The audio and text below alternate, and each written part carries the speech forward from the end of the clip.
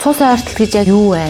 Ураг удамд те сайн үйл хийх, муу үйл хийх нь яаж нөлөөлдөг юм бол? Ганцаархнаа үлдсэн одоо 1000 болсон. Ганцхан хүнээс 1000 өрөө сад гарч байна. 3 юм хүн өвлж явд юм байна. Аха. За би бол тэрийг ямар ч сургалтаар өөрчилж болдгоо гэж ойлгож байсан. Одоо энэ сургалтанд суухаас Өмнө. Одоо энэ За сайн байцгаана уу? Сувдаар энцэн дорж подкаст сонсогчдоо энэ өдрийн минь төргий.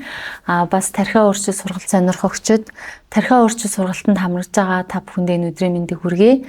За тэгээд өнөөдрийн манай подкастаар бид тархиа өөрчил сургалтанд сууж байгаа бас их гайхалтай хүүхдээ төмөр очир ахыгаа ураад нэгэн гайхалтай сэдвээр ярих гэж урьсан байгаамаа. За тэгээд цагаан сар буюу сар шинийн баяр болох гэж байна.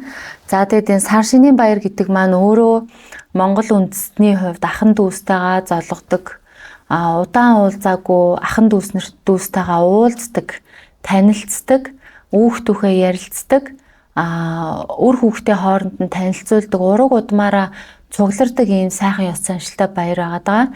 Тэгээ яг энэ одоо сар шинийн баяр, энэ ураг удмын баяр болох гэж байгаатай холбогдуулан төмөр очир ахыгаа бидэнд энэ үнэтэй сайхан өөрийн туршлагаа хийж байгаа үйлээ ойлгосон зүйлсээ хуваалцаач гээд өнөөдрийнхэн подкастт урьж оруулж байгаамаа. За тэгээ төмөр очир ахаа та өөрийгөө нэг танилцуулаач.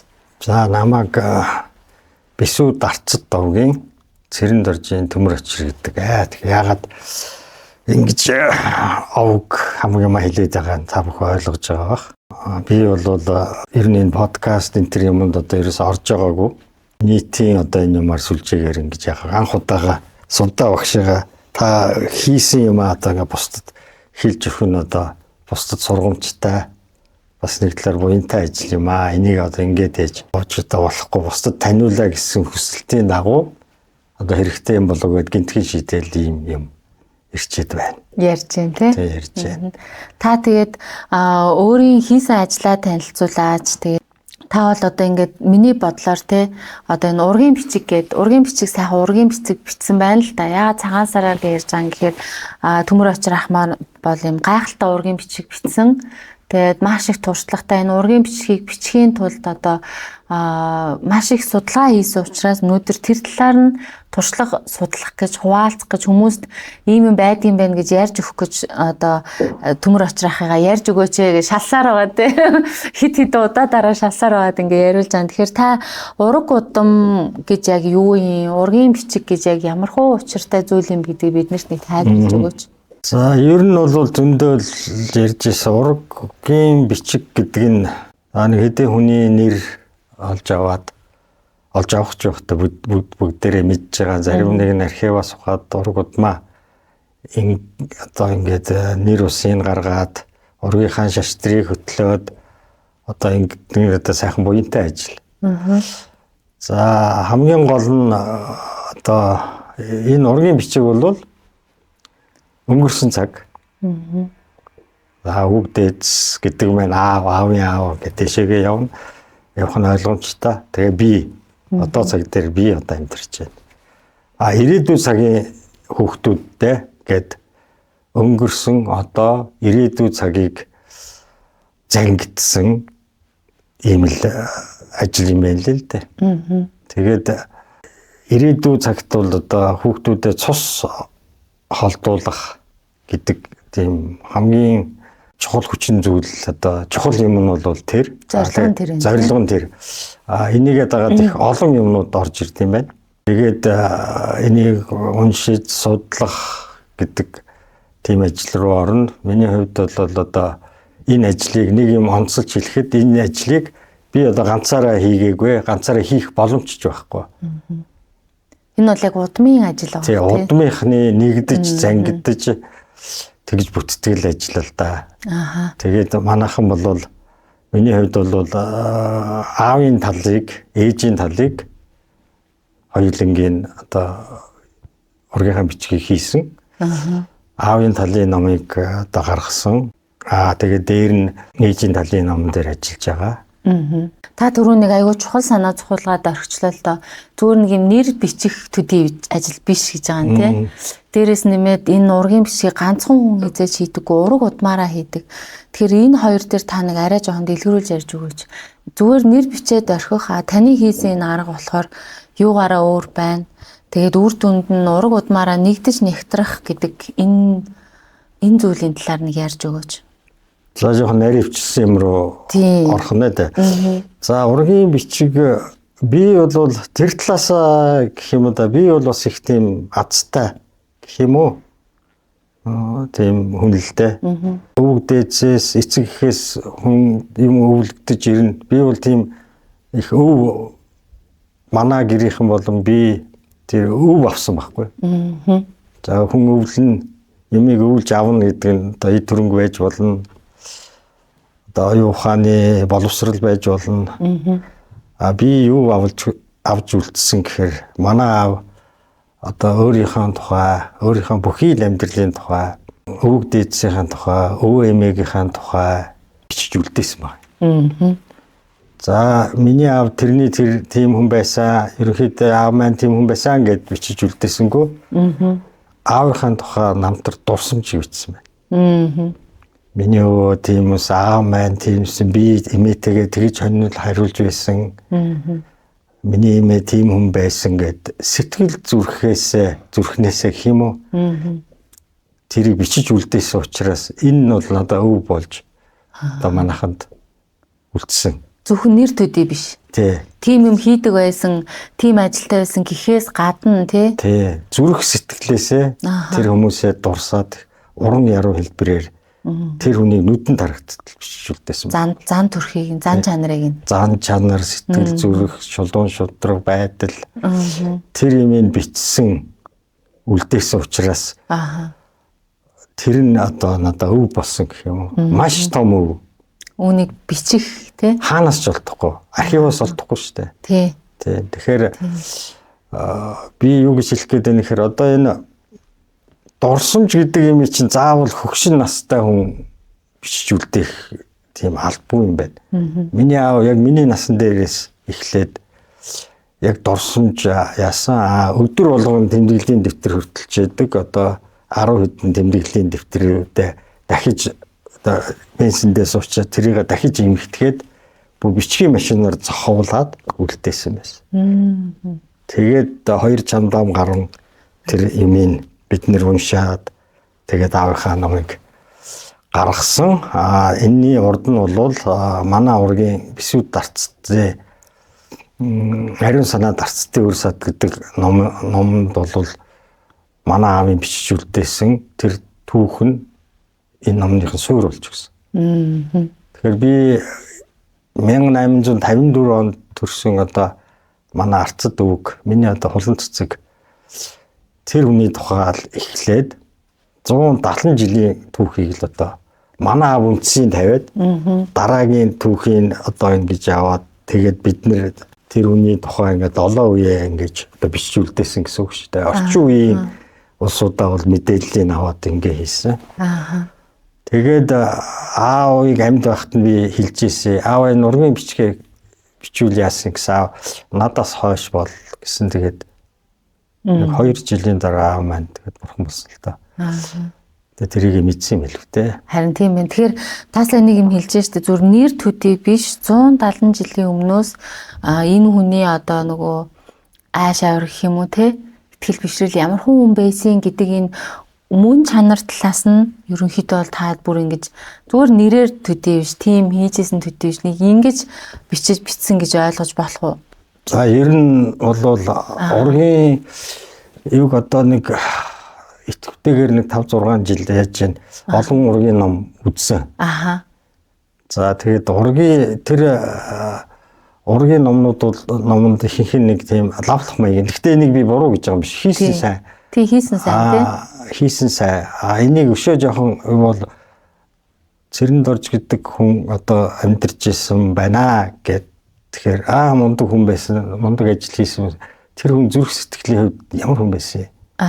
Ямар юу байсан? Тэрийг гаргаж ирж тэр намтраас нэнийг босгож ирж тэгж оруулнаа гэдэг нь энэ бол хүмүүсийн дурсамжаар илэрнэ. Тий. Тэр талын ахиу авчвал миний дараагийн үед тэгэхээр эн чинь замхраад алга болчихно шүү дээ. Тэгэхээр амьдтаа нөгөө хүмүүс бие биенээ хайрлагч амьдтаа дурсамжаа бичээ. Тэр өдөр хоног алдахгүй тэнд нэг өвгөн байдаг, эмээ байдаг. Маргааш нөгөөдөр тэр нь байхгүй болчихдог. Харин тийм тий. Тэгэхээр амжиж тэр имийг бичиж авч гэмээр явах одоо юмныхаа зам мөр жимийн одоо тодорхойлно гэсэн. Тийм байна тий. Одоо тэгэхээр та хэлж байгаа л да зүгээр ингээд яг хуу чадж байгаанууд нь чадж байгаа хэмжээгээрээ зүгээр лавлах маягаар бичээд бүр илүү чадж байгаанууд нь ингээд дурсамж маягаар бичнэ гэж тэгжээ штэ. Тэгэхээр ингэж дурсамж маягаар бичихийн одоо үр дүн юу вэ? Даваа тал юу вэ? Би танаас энэ одоо ураг удам аав ээжигээ мэднэ гэдэг нь яг ямар хуу зүйл байна те?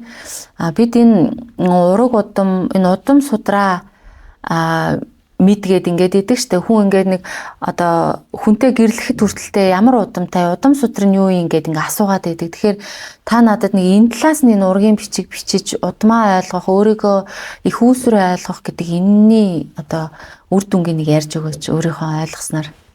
За энэ хүн одоо хүмүүн биеийг олоод тэгээд амьдрнаа. Ер нь эцсийн хэний хүчинд ингэж явж байгаа юм. Монголчууд ч нөгөө модноос унаад навчнаас яачаагүй тэгэл нэг тийм зүг өгдөг штэ. Тэр аав ээжийн талаасаа 50% аваад ингээд одоо хүн яа тэрийгээл одоо хүн баярлаж талархах юм бол тэр одоо сүнс гэдэг чинь одоо мөнх байж л байдаг гэж байгаа штэ. Бид нар ч гэсэн аав минь харж байгаа ээж минь тэнгэрээс харж байгаа. Яг тэгж хэлдэг. Тий тэгж хэлдэг штэ. Тэгэхээр тэр хүмүүс нь баярлна гэсэн үг. Тэгээд энэ дараа тэгээд ярих юу энэ юмыг гаргасны дараагаар бол тийм мэдрэмжүүд бол ирнэ. Зүуд нойронд ирнэ. Юмыг гаргах гад яхад дээрээс хараад баярлж л байгаа ш. Ер нь үр удмаа үлдээхийн төлөө л амьдэрсэн байж. Тий. Хүний ер нь ингээд хүн төрлөختөн гэхгүй ер нь дэлхий дээр амьдрал үүссэн цагаас эхлээд бүх энэ амьдтын гений мэдээлэл нь хамгийн хүчтэй мэдээлэл нь юу гэхээр өөр удмаа үлдэх, амьд үлдэх гэдэг л юм мэдээлэл байдаг гэдэг байгаа байхгүй. Тэгэхээр те өөрснөө өөр удмаа үлдээгээ тэгээ түүнийгээ ингээд тодорхой мэдээд явахаар яаж юм? За ер нь ингээд одоо удам болох айл болгоны одоо тийм за сүүлийн үед бол код гэж хэлж байна. Одоо соёлч байж болох юм. Ер нь амьдралын үзэх үзэл тэр юм чинь ингээд удамшаад яваад байт юм байна. Одоо надаас 9 үе дээр одоо манай тэр одоо өндөр өвөг байхад дараагийнхаа үедээ ингээд хүмүүжүүлээд хэлэх захиасаа захиад монголчуудын онцлог нь тэр штэ аман хэлбэрээр ингээд захиж хэлээд өөрийнхөө дадал зуршлаар ингээд тэр үед байж исэн тэр философи амьдралыг үзэх үзэл үр хүүхдүүдтэй хүмүүжүүлэх юм ингээд өвлөгдөж яваад ийн гэдгийг би одоо миний хувьд бол амьдралаас одоо олж мэдсэн харсан. Тэгээд тэр хүмүүсийн хүчинд бид нэр одоо үди зэрэгтэй л одоо явж байгаа шүү дээ. Тий үнэ. Тэгээ аав ээжээрээ имийг хязгаарлаж бас болдгүй юм байна. Тий чи аавдаа хайртай. Чиний аав өөрийнхөө аав хайртай. Тэрний аав ингээд аав хүү хоёргээ үзэх юм бол ингээд 9 цикл ч юм уу одоо ингээд гараад ирж шүү дээ. Тэр юм нь ингээд хадаглагтаад үлдээд идэг юм байна л да. Генерээ тэгээд тэр хүмүүжлээрээ ингээд удам дамжаад одоо ингээд яваад идэг. Удмаа монголчууд энийг бол их тийм маш гүнзгий агуулгатай хардаг мэддэг байсан байна л да. Тий. Ер нь нэг удам сайтай айл, удам муутай айл гэж яриад идэг штэ. Тэгэхээр яг нөгөө манай тархиа өөрчил сургалтын дээр бас яригддаг штэ нөгөө бидний өөрчилж чадахгүй зүйл буюу ингээл зам гээл ингээл замын хууль гээл ингээл ярихад тэрэн дотор нөгөө ингээд яа харахгүй удам ген аав ээжийн хөвгтөл хүмүүжил тэр гэр бүлийн соёл гэдэг нэг юм нөлөө бол бидний ингээд бүр маш багаас маш гүн бат суучихсан байдаг байхгүй. Тэгээ би хүртэл өөрөө ингээд өөртөө ажиллаад явж байхдаа харахад за нэг аавын талд нэг иймэрхүү айш авир иймэрхүү алдаа дутагдал байгаад байна те. болж өгдөггүй юм байгаа. Тэгээ ээжийн талд нэг нийтлэгээрээ ийм аашаавар ийм болж өгдөггүй юм байгаа дээ. Тэгээ би ингээ өөр дээрээ харахад би өөрөө тэрнээс нэг ийм тодорхой хуваар авцсан байгаа байхгүй. Тэгээ түүнийг аваад дээрэс нь миний ихтгэл үнэмшил, миний амьдрал дээр үүссэн, туулсан энэ туулал туршлага гэд ингээд ер нь бол би гэдэг нэг хувь хүн үүсдэг юм шиг байна. Тэгэхээр яа харахгүй тэр тусмаа одоо нөгөө нэг бид нар ч одоо ингээд нөх олон юм бодохгүй нөгөө ухамсаргүй програм байдлаар те өмнөх өдрийн бодсон зүйлийнхаа 95%-ийг ингээд бодоод ингэж амьдарч байгаа үед бол энэ бол бүр ингээд ухамсаргүйгээр маш хурцаар айл нэг аавынхаа талын сайн муу зүйл, ээжийнхаа талын сайн муу зүйлийг авч ээж бид өөрснөө хүн болдог байгаа юм байхгүй юу. Тэгэхээр нөгөө ингээл ураг удам гэдэг ийм зайлшгүй нөлөөтэй. Гэхдээ бас яг ингээл аав нэ ийм байсан мэл ээж нь ийм байсан мэл энэ хүн өөрчлөгдөхгүй ингээл дуусаа гэдэг юм бол бас байхгүй байгаа даа тий. Тэгээ нөгөө манай Төмөр Очир ах маань хичээл дээр энийг бүр ингээл яг нөгөө өөрийнхөө хийсэн энэ удмын юмуутаа ингээл жишээл наа чи яг ийм байдаг тийм байдаг гэл маш их нөгөө нэг өөрийнхөө туршлагаар ярьдаг л та. Тэгэхээр та надад нэг хэлээж одоо түрүүн удмын бичгийн нэг сайн тал нь гэх юм уу заавал хийх ёстой юм цус холдуулна гэж ярьчихсан шүү дээ. Цус ойртол гэж яг таны одоо энэ ажигласнаар сурснаар хийснээр юу байна? За тэгээд энэ ураг удамд те сайн үйл хийх, муу үйл хийх нь яаж нөлөөлдөг юм болоо? За одоо энэ ээжийн талынх бол 9 үегээд үндсэндээ хүний нас чинь нэг 25 30 гээд ангил яд юм байна. Тэгэхээр галдан боших дарагдаад тэрний дараа үеийнхэн гэхээр 9 үе тэр юм болж аваа. Тэгээ ургийнхаа одоо аавын талыг хийчихэд ээжийн талынх руу орцсон явж байгаа байхгүй. За тэгээд энэ сайн хийсэн үлийн үр гэж байна. Муу хийсэн үлийн үр гэж байна. Тэгэхээр хүн өнөөдөр амьдарчдгүй юм байна л да. Би тэгээд өөр бас нэг хэд хэдэн хүний ургийн юмд бас оролцоод тэр өмнөөс мэдээллийг аваад ерөнхийд нэг одоо өөрийнхөө хэмжээгээр жоохон туршлагаасаа хуваалцаад тэгсэн тийм юмнууд бий. Зөвлөх маягаар тий. За зөвлөх. Ургийн бичгийн зөвлөх. Өөрийнхөө туршлагыг л одоо ярьсан. Тэгэхээр тэр улсуудаас гээд одоо үндсэндээ аав ээжийн тал 600 өрх айл 2000 гаруй хүн нөгөө хүмүүсийн мэдээлэл энэ төргээд чинь одоо 1000 өрх айлын мэдээлэлтэй л одоо ноцолцсон тэр юу ингээд за энэ харсан байж тээ. Тий хараад одоо практик талаасаа гэх юм да би бол тийм судлаач мэрэгжлийн хүн биш зүгээр өөрийнхөө аав ээжийн олдсон мэдээлэл тэр өв хөрөнгө надаа ирсэн юм чинь тэр хийхээс өөр замгүй л болж байгаа. За тэгээд энэ хүний удам гэ за тэр сайн хийсэн үлийн үр байна, муу хийсэн үлийн үр байна. Тэгээд энэ талаасаа харуул сайн хийсэн үлийн үртэй айл одоо тэр удам. За би одоо миний олж мэдснээр их ойр мэдээлэхэд л нэг 70-аас 100 жилийн л юм байна шүү дээ. 4 үе гэхэр чинь. Тийм байна. Тэр юунаас бол тэр сайн хийсэн үлийн үрийг яасан хүүхдүүд бол шал өөр байна. Одоо удамтай, хазтай. За цус ойртолт гэдэг юмыг яриад 9 үе гэдэг байгаа шүү дээ. Тэгээ монголчууд бол 9 үе л гэж дандаа яриад байна. Эцгийн талд 9 үе, эхийн талд 7 үе гэж л ярьд юм байна лээ. За. Тэгэхээр тэр юм нь өнөөдөр та сайн юм хийгээд ингээд байвал та өөрөөр дуусчдгүй юм байна. Өөр хүүхдүүд нь би энийг одоо би цэрэнд орж Төмөр Очир гэж хэлэхдээ цэрэнд орж гэдэг нэрийг хэлэх болгоно надаа бүр чангал хэлмээр санагдтыг. Тий. Ийм өв үлдээсэн сайхан аав. Аавыг бол одоо би дандаа л бодож явдаг. Тэгэхээр манай аавын хүүхдүүд гээд бодох юм бол ер нь гайгүй яваа гэж боддتي. Бүгдээрээ нэг газар ажиллачаараа бас юмныхаа өгдөлт нь энэ болохоор сайн хийсэн үйл өөр байна бас нөгөө давхар ген гэдэг юм байна. За энэ ураг удам гэдэг юмнаас миний хувьд одоо олж мэдсэн одоо нэлийн бодож ингэсэн 3 юм хүн өвлж авдаг юм байна. Аха. За би бол тэрийг ямар ч сургалтаар өөрчилж болдгоо За. гэж ойлгож байсан. Одоо энэ сургалтанд суухаас би Өмнө. одоо энэ юу сувда багшийг рекламдаад байгаа юм биш шүү. За. Энийг намайг ойлгуулсан байхгүй юу? Аха. За. Ураг удмын хувьд хүн нэгдүгээрт авьяасыг авдаг. За бүхийн авьяас тэгээд юу дуулах авьяас, авьяас тэр авьяасаараа тэр юмаа олоод авчвал хүн зарим хүмүүс тийм малчин байж байгаа тэр жүжигийн авьяасаараа яваагүй тэгээд хүн жоохон шоолоод ингэсгээл өнгөрцөн зарим нь трийг ороод одоо ингээд жүжигч мүжигч манад ч гэсэн одоо тийм өндөг алдартай жүжигчд дууч энэ төр бол бий л дээ. Тэд нар бол тэгээ явцсан. Тэгэхээр хүн тэр авьяасаа олоод авал энэ удмаас заяадаг. Би одоо хичнээн мундаг байлаа гэхэд би одоо мундаг дуулдаг юм уу тэр бол чадахгүй штэ. За нэг. Хоёрдугаарт хамгийн юу юм сайхан сэтгэл гэдэг юмыг хүн удмаасаа өвлж авдаг. За гуравдугаарт эр зориг буюу төвчээр.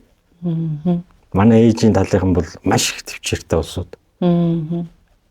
Одоо ганцаараа 8 хүүхэдтэй яатсан огт гудихгүй зарим хүн бол одоо ингээд сөхрөөд унах байтал тэрийг юм чинээ бодохгүй зовжэнч гэдгийг мэдэхгүй. Тэрийг тоодгүй. Тэгээд төвчээд гарсан тэр төвчээр нь удмаас заяат юм байна. Хүн энэ гурван өгдөл дунд амьдрд юм байна. За тэгээд энэ гурван өгдөлч гэж ярих юм, удамшилч гэж ярих юм. Энэ юмар л хүн ер нь насан туршид амьдрд юм уу да гэсэн бодол төрсөн. Тэгээд одоо энэ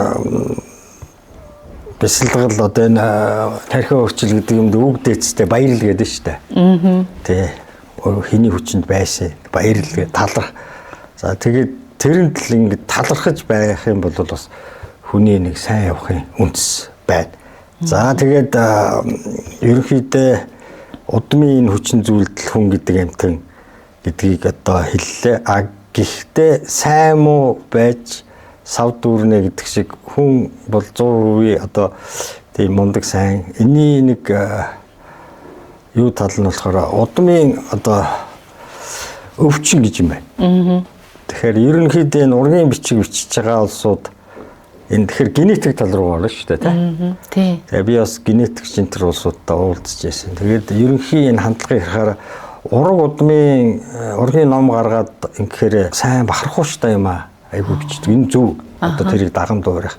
Нөгөө талаасаа энэ удмын өвчин гэж юм байна. За тэгэхээр энэ удмын өвчнийг ер нь тэгээд тэр нас орсон улсуудын тэр яаж нас орсон тэр нь ер нь хэн хамаатай юм бэ гэдэг юм бас ярьж магадгүй шүү дээ. Үгүй архичаа энэ төр гэж юм гэлөө. Ер нь жоохон цааргадаг байдаг.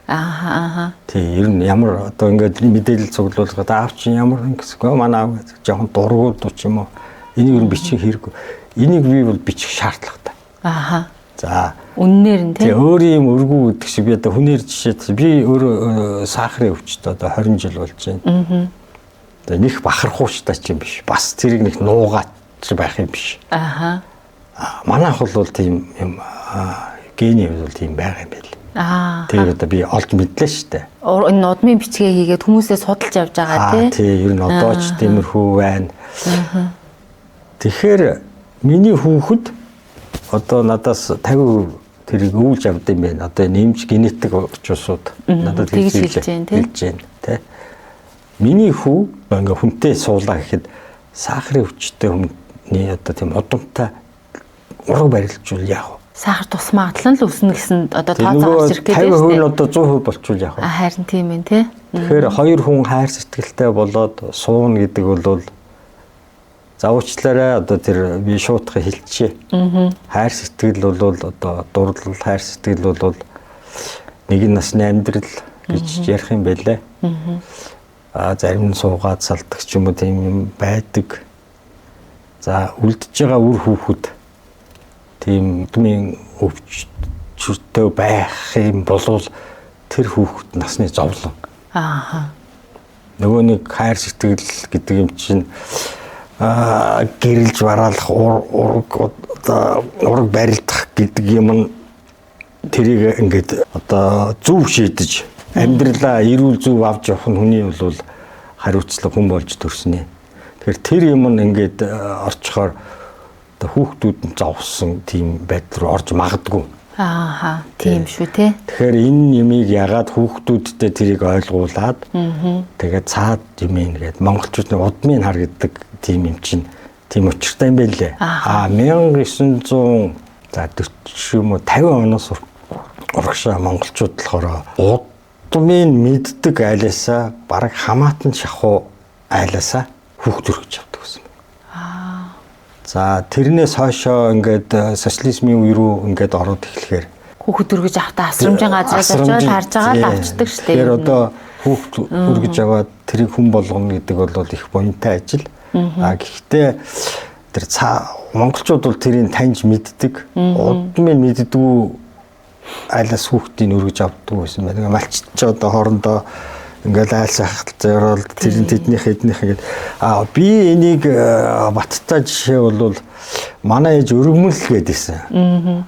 Тэгээд энэ аав ээж нутаг яваад нэг өгшөнтэй яасан чи манай ээж одоо өргөмөл талын хамаатнаасаа л өргөж авсан учиртай ш тэгээдсэн. Тэгээд энэ ургийн юм ингээд ороод ирсэн чинь 5 бараг 6 дахь үеэс өргөж авсан байх лээ.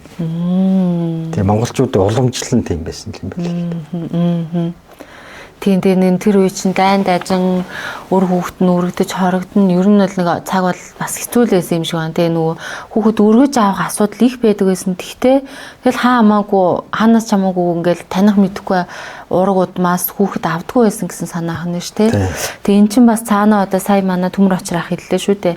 Ай шавар тэр нөгөө авиас чадвар сэтгэл зүрэх өөр юу гэлээ та төвчээр эр зориг тийм ийм үндсэн нөгөө нэг амьдралыг тодорхойлох зан авируудыг хүн генээс авдаг гэж үзээд монголчууд бол ерөнхийдөө ойрын танилын ойролцоо тийм нэг удмын мэддэг хүмүүсээс хүүхэд өргөж авдаг гэсэн. За тэгээ энэ чинь өөрөө бас эргээд удмын өвчин гэдэг асуудлыг дагуулж байна.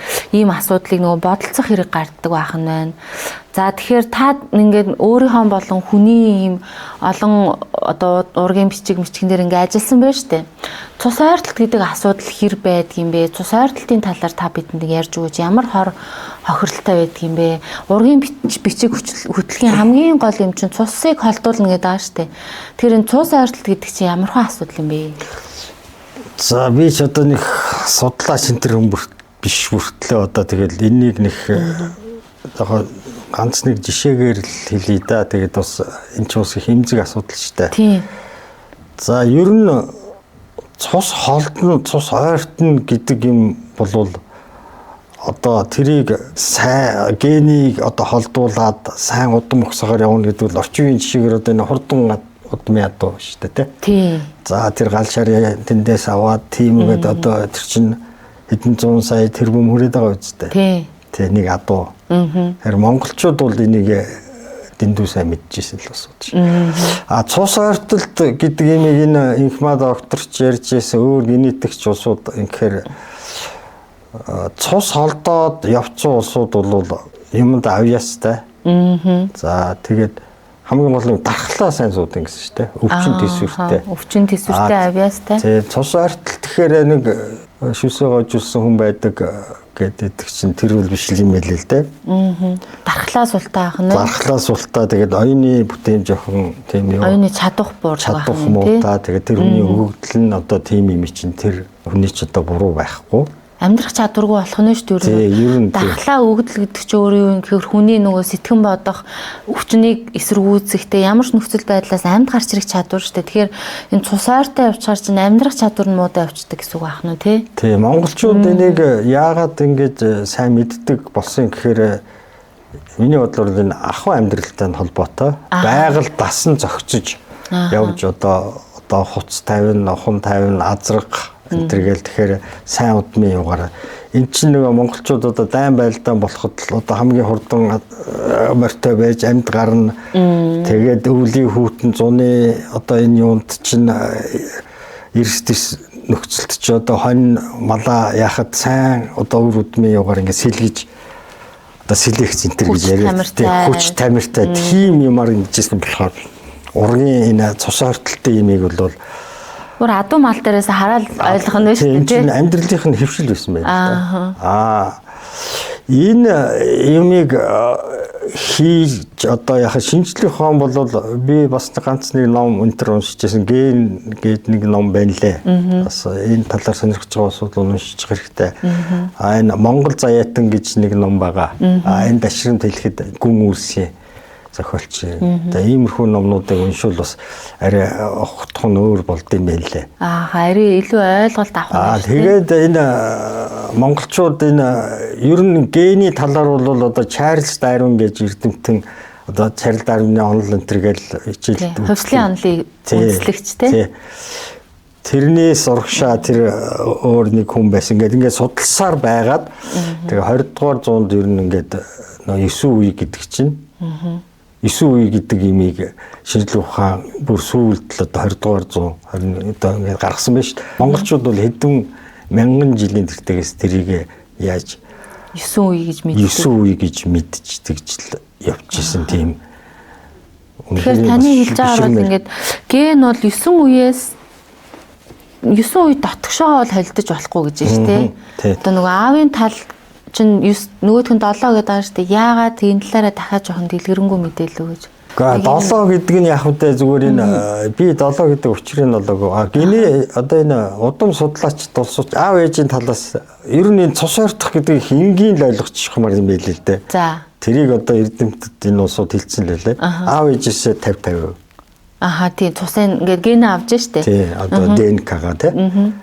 ÜМ-гээсээ болохоор 25%. За. Тэрний дээшээ болохоор 12.5. Тэгж явсаар байгаад одоо 0 хэдгээд 9 үе дээр болд юм байна л да. Тэр тэгэлж байгаа нь 9 дэх үе дээр ингээд 50-50 одоо тэр програм нь. За. 9 үеэрээ жаргаж яваараа л гэж хэлдэг. Монголчууд 9 үе л гэдэг. Дандаа л 9 үе гэдэг шүү дээ. Тэгсэн тэр айл хэдэн мянган жилийн өмнөөс 9 үе гэж яриад байсан. Тэгэхээр бол монголчуудын одоо гайхамшиг юм байна л да. За генетикчид тэгээд үүнийг нь шинжлэх ухаанаар ер нь саяхандуул хүлээн зөвшөөрч байгаа юм шүү дээ. Ингээд 50 25 12.5 ингэж буурч явсаар байгаад 9 дэх үеийн өвөг эцгээс дээшээ тэр хүний уур удамтайр очиход бол ингээд ген бол ингээд нөгөө нэг салаад гэх юм уу те одоо юу гэх юм ингээд тэр хүмүүстэй суусан ч асуудал үүсэхгүй байх нь шүү дээ тий. Тэр ер нь бол яг энэ талаас нь яах юм бол би нэг юм олж уншиж ирсэн. Дээр үед бол одоо шарын шишин орж ирэхээс өмнө монголч одоо бөөгийн шашин одоо айл болгон одоо бөөтэй байсан юм байна лээ. Тэгээд тэр бөө нь галын техник гэдэг юм хийд юм байна. Хийж ирсэн. Хийдэг байсан гинэ. За тэгээд тэр бөөнх манай удмынхан одоо арцтайхан гэхэд одоо 1000 шахан тэр ном хийж явах 985 гэж ярьж ирсэн. Тэр улсыг одоо нэг бөөн ингээд дуудаал 3 жилд нэг удаа гал дахин. Тэгэхээр арцтай одоо манай тэр одоо одооныхоор би зүгээр жишээлээ ойлгомжтой байх бол 1000 айлд одоо 1000 хүн буюу 300 хэдэн өрх айл ингээд цуглаад тэгээ галаа дахих нь шүү дээ. За тэгээ галаа дахиад тэгэхээр тэр айлынхаа одоо нэг гал болчлоо, нэг омог болчлоо гэсэн санаа шүү дээ. Тэгээд за 9 үеийн өнгөрөнгөт за 9 үе одоо ингээд чи боллоо манахаас хамааралгүй гэ одоо явуулдаг байсан байна. Тэгээд буруу хэрэг хийсэн хүнийг давлгаа зэлгээх ч юм уу буруу хийсэн. Удмын нэр сүрийг гутаагаад байна шүү дээ. Тэр хүнийг за чи чамааг бол удмаас өхөөн. Ч гэдэг юм уу. Ингээд стонг өгөөд. Нөгөө хүн бол удмаас гараа явчихаар нөгөө гал одоо ивэл тэр юм багуулчих штэ. Гэвч бөөгийн тэрвийн бөөгийн шашинтай байсан улсууд чинь одоо бол ингээл тэр хамаагүй ингээл амьдрал явна штэ. Тэгээ тэр үеийн итгэл бишрэл зүсэг тэр юм тэрнийг бас магадгүй. Тэрнээс нь олж одоо сайн муу явах тэр юм дээр болохоор хүн тэр галын дахилганд л ордог л байсан юм байна л да. Тэгээ бөөгийн шарын шашаа орж ирээд энэ жоохон бүдгэлсэн гинэ. Би энэ залуу эрдэмтдтэй холбоо соёлын яамны юуны тэр нэг эрдэм шинжилгээний хуралд оролцож байгаа тэр эрдэмтд гэж ярьж илээ. Чин бас нэг төрлийн нөгөө шашин шутлахаар дамжуулаад ёс зүйн энэ кодыг хүмүүст нэг ингээ хэрэгжүүлээд нь штэ тий. Тэгэхээр тэр нөгөө бөө буюу энэ тэнгэртэй холбогдсон намайг одоо нүднээс нь далдуур юу ч хийж исэн мэдж байгаа гэдэг тэр итгээд одоо жишээлбэл намайг муу юм хийснийг мэдчих юм бол би галнаасаа хөөгдөх юм бол эн чинь нөгөө унтах үед хамгаалалт байхгүй, үр хүүхдийн маань хамгаалах бүл байхгүй, нөгөө жирэмсэн ихнэр ч юм уу нялх настай хүүхдийн маань хамгаалах юм хамгаалалт байхгүй. Тэгээ би өөрөө хамгаалаад суухаар хоолндоо явж чадахгүй ч байдаг юм уу те, ингээ өлсөж өхөнж байдаг юм уу. Ер нь бол энэ хүний генд олон 100 мянган жилийн нөгөө энэ амьдран оршиж байгаа үеийн тэр туршлага, туулал, тэр мэдээлэлт нь болохоор галаас гарна гэдэг бол ерөөсөө өхөлтэй тэмцүү буюу хамгийн их айддаг, хамгийн химээдэг юм нэс. Тэгэхээр одоо үүгээр нь дамжуулж агаад энэ бөөнөр маань нөгөө нэг ураг удмаа зүв зүвтэй явах, ёс зүйтэй явах те, энэ зүйлд нь ингэж нөгөө нэг ёс зүйн одоо юм юу хийж өгдөг байсан байна шүү дээ те. Тийм. Заарлтуудыг. Тэгээд амтнаар бол нөгөө нэг сүрэг чон байж байгаа л нэгийг ингээл хөөгөл гаргах чинь тэр амтэн чинь ганцаараа тэр сүргийн биш юун дангал тэгэл одоо идүүлэн тэгэл одоо өхөн л гэсэн тийм юм шүү дээ. Амтнаар удах юм. Тэгэхээр бас л мундаг том хөшүүрэг болж байгаа. Тийм байна тий. Тэгээд ёс зүйтэй удмаа хайрлж яв тийм боломжтой байсан гинэ. Одоо бол бас тэгж болно шүү дээ. Болно тий. Тэр 300 айлыг ингээд цуглуулад 3 жил тутам нэг удаа цуглах чи яах юм гэхээр дөнгөж төрсэн шинэ хүүхдүүдэд харчна. 3 жилийн өмнө 7 настай хүүхд энэ жил 10 настай болоо өсвөр насны болоо ороод ирнэ. За тэгээд үргэцэн, хорогдсон хүмүүс байвал мэдээд аавна. Энэ мэтчлэн нөгөө удмынхантайгаа танилцсан, хийсэн сайн муу үйлээ дүгнэлцэн, нэг гал болно, нягтран, тийм сэтгэл нэгтэй болно гэдэг энэ ер нь бол ингээд бодоод үзэхэр л их л тийм юу нэг байна. Засан залуучуудаа хүмүүжүүлнэ. Одоо цагаан сарын энэ баярыг одоо ер нь тийм байдлаар хийвэл бас болох юм бол гэж бодож байгаа юм л да. Нэгэнд манайхны хувьд бол бас одоо тэгж хийж болно. Тийм. Зарим улсууд бол тугтай болцсон, шүтээ юутай болцсон, сүлдмөл залтсан, бүр мөнгө төгрөг цуглуулсан тийм байдал руу бол орсон айлууд байд юм байл. Тэгэхээр энэ чэнэс дараагийн нөгөө асуулт маань гарч иржээ л да. Та нөгөө нэг ярьжсэн шүү дээ ингээд ураг удмаараа нийлээд энэ дээр ажиллахаар нөгөө удмын юм нөгөө юу сэрдэг гээд. Хийсэлт гэлээ. Энийг ер нь бол ингээ ярихаар бүр нэг холч юм ярьчих гээд байгаа юм уу? Чи 20 жилийн өмнөөс л одоо манай ах дүү нарын тэр оролдож исэн байна.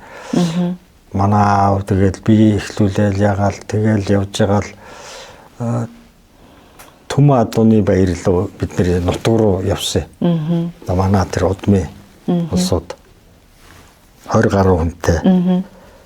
Тэгээд тэнд уул усанд нь очоод тэр хандив мандив гээл нөгөө юунд нутг усанд нь юм өгөөл тэгээд уулзаал тэр нутг ус бол тийм одоо амтэл юм байл та. Би хэрвээ тэнд төрж өсөв миний өвгдөөс тэндээс би тэнд очиод бас би юм сайх болчтой. Тэр нутг руу явахаар тааш нэг аятайхан болдог гэдэг байна шүү дээ. Тийм. Тэгээд ер нь ингээд бүр их би хөнгөрөөд ингээд л явчихдаг л та. Тэгээд энэ мэдээлэл бол ер нь өгөөдлээс юм байл л дээ. Энэ одоо даалж ертөнцөөс за энийг хийх ёстой гэдэг юм уу. Тэгэл одоо бодож явсаар бол тэгэл нэг цуглал манайх ингээд дайраал тэгэл тус 2 жилийн дотор номоо дуусгаад бус тайлыг одоо тус харцсангүй хурдан ч гэх юм уу. Тэгээ энэ 2 жилийн дотор танаахны одоо харилцаа жишээлбэл ямар айгуу гоё болно. Тий. Нэг баг болоод ёстой нэг гал болж гин үү? Та одоо ингээд эхлээд за нэг 350 хүн л болно гэж эхэлсэн шүү дээ. Тэгээд нэг аавын дурсамжийг л тэнд манай өвөөгийн одоо дүүн тэр хүн байдаг гэл тэд нартэй нуулзаал зарим нэг ийг бол ээжийн талд бол би 20 жил холбоо тасарсан аав ээж хоёрын салаад явчихсан. Тэгээд 20 гарцаа охиныг олж авчихсан. Тэр охин бол одоо хүүхэд нь гарцсан яхахгүй манай хүүхэд одоо манайхны талын юм. Тэр охины хүүхэд миний ачцээ хоёр суух юм бол цус ортно мэт. Тэгэж миний төлөө хийж байгаа юм. Харин тий яг үүний төлөө хийх хэрэгтэй байна. Тэгэхээр энэ ах дүүнэр ингээд цуглаад ингээд эхлэхээр бие бинийгээ таньдаг бол тэгээд 350 гэсэн хүн 985 болж байгаа байхгүй. Төв 1000 хүрлээ. Одоо 1000 гарсан байна. Ааха. Гайхалтай тий. Тэгэхээр надад ураг удмын энэ юм нь эх орон гэж эх орноо хайрлна, аав ээжигээ хайрлаж байгаа хайр чинь одоо хайр гэдэг юм уу, хүндэтгэл гэдэг юм нь өргөн хүрээ хамраад цусан талын улсуудын гिचгээр илгийн орхин гоё. Тэгээ яг үнэндээ ингээд мянгаараа таны саяны хэлсэн шиг 1000-1 гал болоод 1000-1 гал болоод ингэх юм бол нэг Монголд 3000 гал байгаа юм биш үү дээ ер нь. 3000-аас ч дотог ш тий. Тийм би боддیں۔ Ер нь бол монголчуудын одоо тэр хүчрхэг энтер байсан ч бас энтэй хамаатай байж болно ш. Тийм тий. Болно. Бүгд нэг илэгтэй, нэг юутай. Тэгээ яг үндэ ингээд дахиад тэр 3000 өөр овогч хоорондоо суух юм бол бүгдөө нэг юм биш үү? Бас нэг гэр бүл биш үү? Тий. Энэ баг дэлхийд ийм юм байдгүй хөө. Харин тийм ингэж үздэг юм байж нэгдээд нэг 10 систем юугээд ингээд ер нь бол ийм захиргаа холбоотой бие бинийгээ хүндэлдэг гэдэг юм уу. Тим юм ч одоо ингээд энэ бага юмнаас л эхэлж штэ. Нэг том одоо философи шууд улсын хорон хайрлах, дэлхий хайрлах гэхээс лөө тий. Эхлээл аав ээжигээ хүн болго мэдэж хайрлна. Тэгээд тэрний аав ээж тэрний тэр чинь л удам судар байхгүй зүгээр энгийнээр болох юм. Тийм тий. Гайхалтай. Тэгэхээр би бас нэг юм анзаарсан л да. Манай гэрийнхэн бас ингээд ойрын үед нөгөө ингээд ургийн бичигч гэдэг юм уу тий. Хоорондоо ингээд нөгөө настай одоо хүмүүсээсээ удам судрынхаа мэдээлэл авъя, яриулъя. Цагаансараа нийлж нэг бөөндөө хийдэг болъё гэл ингээл аавын талынхан маань ингээд хийгээд авах тусмаа би бол багада тийм айхтар холбоотой байдаггүй мэддэгчгүй байсан шахва ах нартайгаа эгч нартайгаа тэ нэг ингээл мөнгөө өгөөрэй тийм ресторан тийшүү тоогоо өгөөрэй ингээрээ тэгээрэй гэл ингээл харьцах тоолондоо олон дахин уулзах тоолондоо би ах эгч нарыгаа илүү ойлгож таньж хэлж байгаа байхгүй. Тэгээд нөгөө угаасаа нэг мэддэг те манай аавын талынхан бол нэг иймэрхүү ээжийн талынхан бол нэг иймэрхүү гэжсэн хүн чинь өөрлөгөө өнгийгээд эн чин намайг зовоогоод идэх юм байна. Энэ магадгүй манай аавын талынхны зовоодаг зам байж магадгүй юм байна. Энэ ээжийн талынхны зовоодаг зам байж магадгүй юм байна гэд нөгөө ойлгоод эхлэхээр эргээгээд яг тэр элэг нэгтэй ах дүүсээ харахаар би маш их ойлгож хайрлж тэгж байж байгаа байхгүй. Хүлээж авч хандаж харьцаж элэг гэдэг юмыг энэ ланагийн мөнхтөргэн зөв явбал зөөлөн зам бүлэн гэж энэ талаар лекц тэг юмч бичсэн байгаа. Би одоо манай ээж тэгж хэлдэг байсан байхгүй юу? Уруул дордовч элэг дордохгүй. Уруул одоо ингээд хүн сэтгэлээр унаад уруулаа одоо ингээд гомдоод ингээд уруулаа өнжүүлнэ гэсэн санаа биш үү? Элэг бол хязгаарч тэгдэг. Хамаатан садангууд тийм л элэг зүрхээрээ холбоотой байдаг. Ийм байна. За энэтэй холбоотойгоор ярих юм бол за нэг хөдөө очлоо, нэг хөгшнийд очлоо гэл яхахгүй манай садан гэл ороод уулзахад одоо аав ээжийн ч юм уу тэр төрөх ярианы байдал ингээл тэр хүн ингээл нэг дотн санагдал явж. Дотн санагдал явж шүү. Ингээл ярихаар их гоё. Тэгээ одоо тэнд очих чинь ордог айл майл би. Би нэг айлаас одоо хонь мэн аваа явж исэн тэгсэн чинь манай хамаатных байсан инээдтэй хөвгтэй юм би. За нөгөө хонь одоо 8 лимит чи 8 ингээд байсан чи дараа нөгөө хүмүүс нэг хамаатан садан болцсон. Тиймэрхүү тохиолдлууд бол гарч ил байсан. Тэрийг мэднэ гэдэг маань тэр хүний хүүхэд миний ачцээ энэ сууж болохгүй гэдэг тэр юмыг л би мэдэж авсан л хамгийн гол утга учир нь байна. Болохгүйгаас гадна та ер нь энэ ургийн бичиг хийж эхэлснээс хойш ер нь хувь хүний хувьд, танилын хувьд, харилцааны хувьд хэр их тэлж өөрөө юм өөрчлөгдсөн бэ? Тэгээ ер нь бол бүгдээрээ л мэднэ л дээ. Би бол яг энэ ургийн бичгийг одоо энэ дүүнэр мөнөр гомдчихъя одоо би өөрөө хийсэн юм шиг ярьдаг. Ер нь бол төлөөлж ярьж байгаа учраас. Тий, ер нь бол айгүй олон хүнийг таньж мэддэг болно. Тэгээд нөгөө манай аавын тал бол ариун цаанаад арцдаг үрсээр кино хийсэн. За кино гэх юм уу, нэвтрүүлэг гэх юм уу. Одоо юм хийсэн. Хүмүүс бол зарим хүмүүс удамтайгаа уулзлаа, өгш настаа усууд нь одоо нулим сунгаж явах юм. Нэг ингийн ах нь танилтай хүн таны талын чинээгэд олон сайхан хамаатнуудтай боллоо гэд хэлж байгаа. Одоо би Говьалтай аймгийн Хөхмөрт суманд аюугаар очиход газардахгүй. Би болохоор ийм одоо Монгол ахугаас хоол төрж ирсэн байхгүй юу? Хотын нэг лааз өшгөлж өссөн л хүүхд. Тэгээд энэ уламжил талаасаа жоохон хол байжгаад тэгээд одоо юу яхад нөө миний дотор угаа тэр код гэдэг юм уу тэр аав ээж ярьж исэн нутаг ус тэнд гарч исэн юм гэд байждаг байхгүй. Миний аав бол аудиогоор бичдэг тэр микро кассет гэх жижиг кассет ингээд дуу хоолоогоор бичсэн байдаг байхгүй. За би 1933 оны тэдэн сарын тэдэнд сангийн далаагийн тэр газар төрсөн гэл яри бичүүлдэж байна. Бас гайхалтай энэ тийм. Тэрийг ингээд сонсоод аавын тэр нутаг усаар явах чинь өөрсдөө янз юм бол. Ойлж унж хол энэ хүндээс. Тэгээ сэтгэл онгоогоод тийм бас нөгөө нэг трама гэдэг шиг тийм одоо гомдол, харуусал ах их бол идэгж ийн гэж байгаа байхгүй тийм энэ бүхнийг хийхэд. Тэгэхээр одоо ер нь юу хийснийг одоо энэ тархиа өөрчил одоо энэ бясалгалд яваад одоо багш бол ойлгуулж байгаа. 2000 онд миний аав нас орсон. За тэгээд амьдралын ирэхээр одоо гадаад дотоод байсаар байгаа л ирсэн хүн л дээ. Тэгээд бас их сүрхий өвдсөн. Тэгээд ер нь хүн гэдэг чи эцгийнхээ бодож яваад байт юм байл. Ургийн аавын ном, ургийн ном энтрийг бичээд би дурсамжаа бичиж байгаа юм. Би зохиолч юм биш дээ. Тэгсэн бүртлээ ингээд тэр дурсамжийг бичихээр ингээд сэтгэл онгоогоод одоо аавыгаа ер нь баярлуулж байгаагүй айлын ганц эрэгтэй хүүхэд байхгүй юу.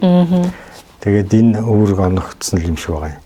Тэгээд тэр дурсамжуудыг бичээд ингээд яасан түүнээс би тийм зохиолч мөхөлж үнэн сэтгэлээсээ тэрийг бичгээр хүн тайвширч байгаа. Нөгөө бодоод 25 жил 23 жилийн дараа аавынхаа номыг гаргаж байгаа шүү дээ. Тэр бодоод байсан бодлоо ингэхээр ингээд бүр ингээд сэтгэл тайвшираад сэтгэл санаа сайхан болно. Тэрийг дагаад бас ажил үйлс санхүү мөнгө тэр юм багш хэлснээр бол тэр ч одоо ингээд цаг хугацаанд бясалгал хийх маягийн юм болчтой юм байна. Тэгээ өөрийгөө одоо ингээд уудлаад ингэждэг. Тэгэхээр эцгийнхээ санаад одоо битгэрээд байдаг хүмүүс зөндөө л байгаа. Хүн болгон эцгийнхээ баярлуулж чаддгүй байх. Хүн болгон тэгчих минь яалаа гэж тэгэх юм бол та суугаад ээжийнхэн тухай, аавынхаа тухай, эгчийнхэн тухай тэр дурсамжийг бич. Тэгвэл таны сэтгэл онгоо. Энэ бас гайхамшигтай. Тэгэхээр манай тархиа өөрчилгээ сургалтын дээр ярьж байгаа зү тэ. Ер нь бол энэ биеийн өвчин гэдэг чинь эхлээд сэтгэлээс эхэлдэг гэж байна тий. Сэтгэлийн өвчнөөс биеийн өвчин эхэлдэг. Тэгэхээр яг ингээд сэтгэлээ өөртөө сууж байгаа дурсамжаа бичээд, аав ээжийн тухай бичээд, хэлмээрээс үгээ бичээд ч юм уу хэлж чадаагүй үгээ бичээд ингээд бол хүн яа харахгүй сэтгэлээ эдгэн. За тэгээ сэтгэл эдгэрэл гэдэг энэ зүйлээс хүний нөгөө юм цахилгаан соронзон талбар буюу одоо энэ аура гэдэг юмд өөрчлөлт ороод тэгээд хүнээс ерөнхий ялгарч байгаа энерги, эрч хүч, сайхан болсон зүйлсээс нь эргээгээд ажил төрөл, эрүүл мэнд гэдэг ингээд бүх зүйл маань өөдөлж дээшилдэг ахнэ. За хоёлаа одоо яг таны бүтээл рүү оръё л да. За тэгээд янзын баахан мэдэм хэрэгчээд байгаа мó яах гэдэг. За ер нь бол энэ ямар гоё ном гэж санаа. Тийм тэгээд энэ манай одоо тэр дурсамж гэдэг имийг одоо ингээд гаргахад энэ одоо миний аав олон хүний амьдралыг замын зассан нэг сайныг дагуулсарны гэрэл гэдэг чинь миний аав бол аюул олон хүний амьдралыг засаж ингэсэн хүн. Аавын тухай манайхан 13 үрхэл байдгийг. Тэгээ 20 гаруй тийм аач зээнэр нь төрсөн үр хүүхдүүд бүгд аавын тухай дурсамжаа бичсэн. Тэгээ нэг юм ном болгосон. Тэгээд энийг ном болгосон. За Энэ номон дээр маань одоо ингээд энэ ийм түүх гэдэг юмыг энэ одоо та бүхэнд хэрэгтэй гэж бодоод энийг зуруулсан байхгүй.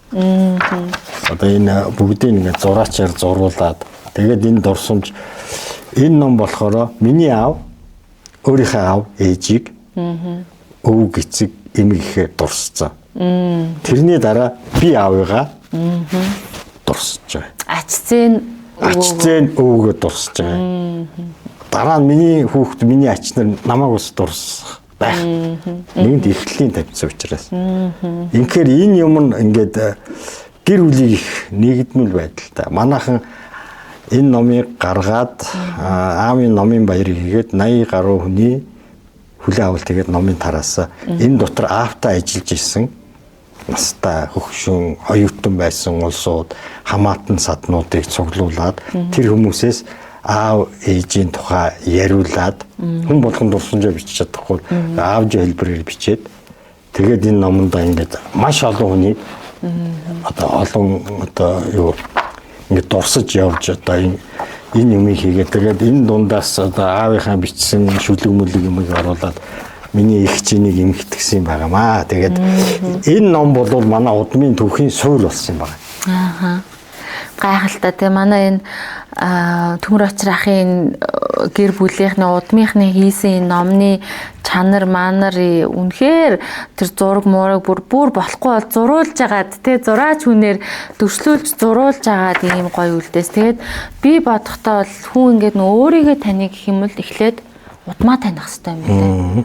Тэгээ бүр үнэхээр удам нь олдохгүй байсан ч гэсэн бид яаж удмаа таньж болох вэ гэхээр зүгээр өөрийнхөө ааш авир итгэл үнэмшил програмчлал тэр кодчлоо сайтар анзаарахад үнэхээр аав ээжигээ мэдгүй удмаа мэдгүй хүн байсан ч гэсэн за би нэг иймэрхүү хүмүүсийн үр хүүхэд юм байна да гэдэг ойлголт бас ирнэ. Яа тэгэхээр ген гэдэг энэ зүйл бол ингээд зөвхөн тэг ингээд авиас чадвар юу гэхээс илүү манай сургалтын дээр заадаг бол тэр манай ураг удмын бүх хүмүүсийн бодож исэн, мэдэрч исэн, хийж исэн тэр үйлдэлүүдийн мэдээллүүд бидний генд хадгалагддаг. За тэр үтгэл дахиад бүр цааш нь ухах юм бол тэр шинжлэх ухаанаар яриад байгаа тэр 80% junk DNA буюу огт ашиглахдаггүй байгаа тэр DNA за бүр ингээд нөгөө 3000 ураг удмын мэдээлэл, хүн төрөлхтний мэдээлэл, дэлхийн мэдээлэл байхыг ч үгүйсэхгүй. Энэ бол маш юм агуу багтаамжтай. Тэгээд хүн үнэндээ нөгөө нэг генийхаа хэдхэн хувийг л ашигладаг гэж ярьдаг шүү дээ. Тэгэхээр ихэнх нь ийм даалт хэлбэрээр хадгалаастай байж байгаа юм зүйл. Тэгэхээр ингээд нөгөө ном болгоод гараад ирэхээр яаж яах гэхээр энийг үлдэж байгаа энэ үр хойцсууд нь сөхөөл үзгээд миний өвөө чи ийм хүн байсан юм байна. Ингэжсэн юм, тэгжсэн юм байна. Манай аав ах гэх юм уу те ингээд ойлгоод ирэхээр хүн өөрийгөө би ч нэг ийм хүний хүүхэд шүү. Би ийм байж ингэж болохгүй шүү ч гэдэг юм уу те. Манайханд ийм авиас чадвар байгаа шүү. Гэж ингэж өөрийгөө нээх нөгөө өөрийгөө таних юм бол удмаа тань гэдэг байгаа шүү дээ. Тэгэхээр ийм бас одоо сайхан давуу тал мэдээллийн баад сан энэ зүйлийг үр өдмөдө үлдээдэг юм байна гэж яг таны энэ нөгөө бичсэн номноос ч харчаад ойлгож ирсэн байхгүй. Тэгээд ямар сайхан ажиллаа те. Одоо хоёулаа яг ингээд ерөнхий юмнуудаа ярьчлаа шүү дээ. Та тэгэхээр энэ бас сонирхолтой түүхүүдээс би түрүү одоо даалт ухамсар талаас одоо Султаа багш маань ярьж штэ. 2010 онд 11 онд юм уу? Ээжийн нөө төрсэн газар очиод. Тэгээд одоо энэ ургийн юм дээр энэ уул хайрхтууд яатсан тэрний Говьолтай аймгийн Хөхмөрт сумын одоо Цүнхэг гэдэг газар өндөр баяуулаа гэж говьд бол нэлээд том ууланд ор. Тэрэн дээр замчилж авсан шоонах гэж ахта. Энэ очил замчлуулдаг тэр чинь экстрим аялал хийдэг газар шүү дээ. Элстэй заавал дөрөв дугуйтай жибээр явдаг. Газар мэдхгүй бол явж болохоор. Тэгээд тэр өндөр баяуулаан дээр гарчхаад би шоонахад манай өвгдөж чи энд амьдарч ирсэн гэсэн шүү дээ. Аяна уул хэрвээ үг хэлдэг бол их юм хэлэх бахта тэргээр нэг ном гаргачих юмсан гэж ярьж исэн юм байна. Би тэрийг мартцсан. За хэлээ. Сая номны тухай яагаад шанаахдаг. Чи нэг тэгжээжүүл уржин очсон баг. Чи нэг тэгжээжүүл гэсэн өөх тийм үү. Тэгэхээр энэ даалт ухамсар гэж чинь хүнд байж л байдаг юм л да. Энийг сонсоод за ер нь юм байлээ. Манай ээжийн бүл одоо тийм мундаг юм бичдэг хүн байсан. Ном гарсны дараа би тэр хүний нэрийг хэлье. Тэр хүн зүүдэнд орж ирэл. За төмөр очроо би тэр хүнийг мэднэ л дээ. Тэгээ зөв энгийн тийм хүн байсан. Зүүдэнд орж за төмөр очроо чи юм хийвэл хийсэн шиг хийшүүхөө гэл.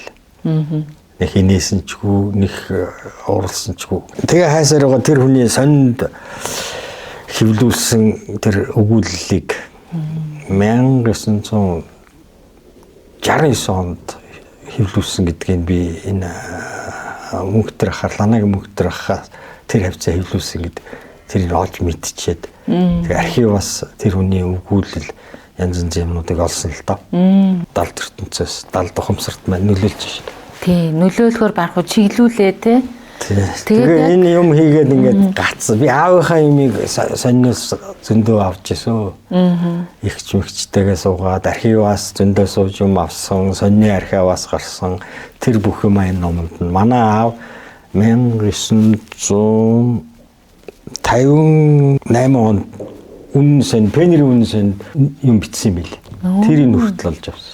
70 хэдэн жил юу? Аав дурсамжиндаа бичсэн. Би нэг тэр хавцаа тэгсэн гэл тэгэл нөгөөтгөр нь архив орол тэгэл хуж гаргана шүү дээ. Тэгэхээр энэ бүгдийн ургийн хөцөлж исэн бүх юмыг багшийн одоо хэлж надад ойлгуулж ухааруулсан гэх юм уу. Тэр юм нь болохоор ингээд цаанаас ингээд нөхцөлтөд юм учиртай гэдэг чинь нэр л. Хийх ёстой бол яаж хийж байгаа л хийн.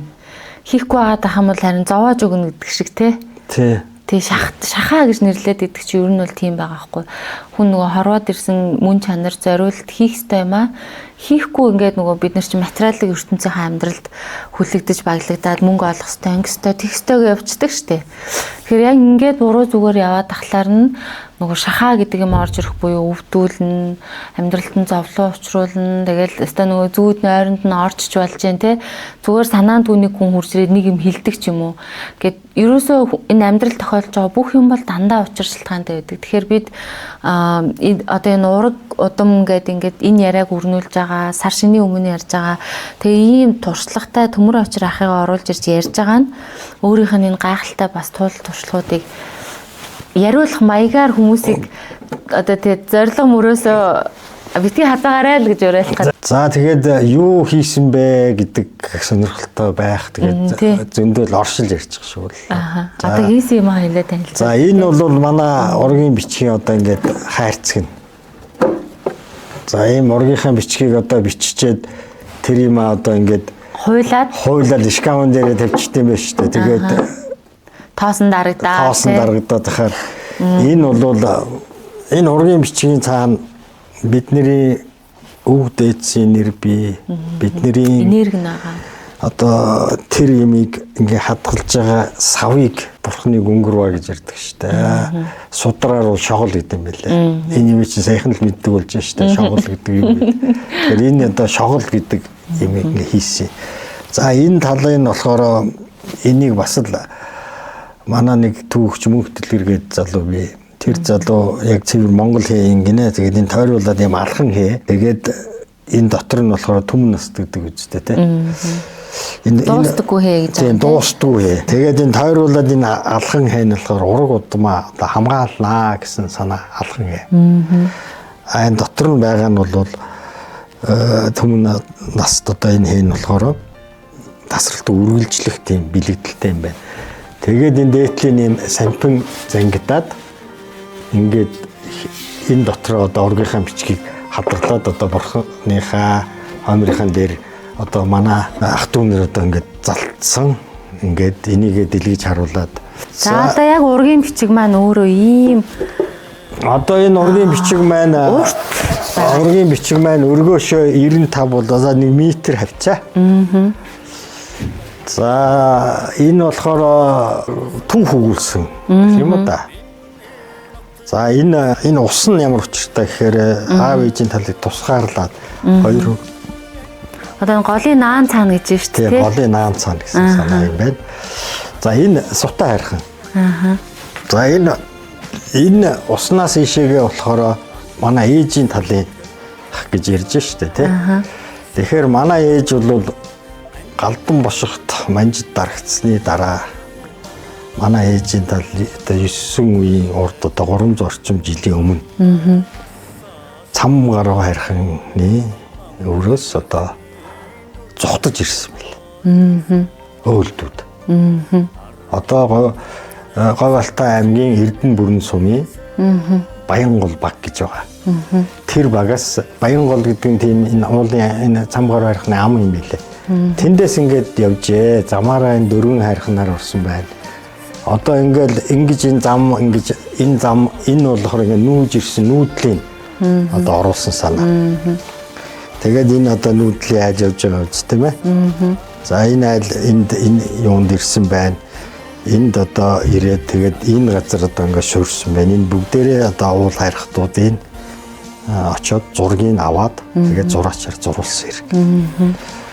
За энэ бол миний ээжийн төрсөн газар нь. Манай аав болвол одоо төрсөн газар нь энд. Тэгээд энэ Умарт хайрхан гэдэг энэ сангийн далаад манай аавын тал одоо ямар ч байсан аавын хэлснээр 3 үеэр амьдарч байсан улсууд.